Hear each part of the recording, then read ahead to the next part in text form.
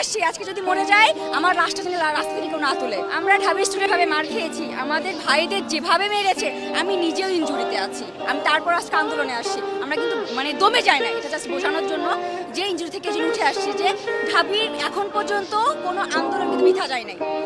এখন পর্যন্ত বাবাকে বলে আসছি আজকে যদি মরে যায় আমার রাস্তা থেকে কেউ না তুলে। আমার ছাত্রদল যখন বিজয় উল্লাস নিয়ে বের হবে আমাকেও তখন যদি বিজয় ঘোষণা করে আমার লাশ তারা দাফন করে।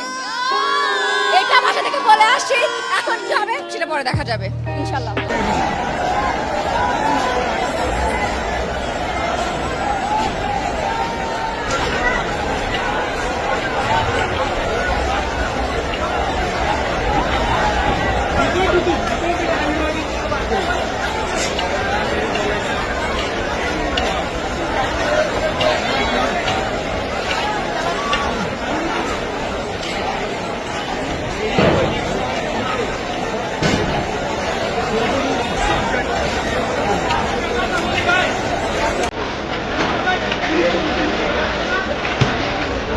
Bangladesh, we are not good.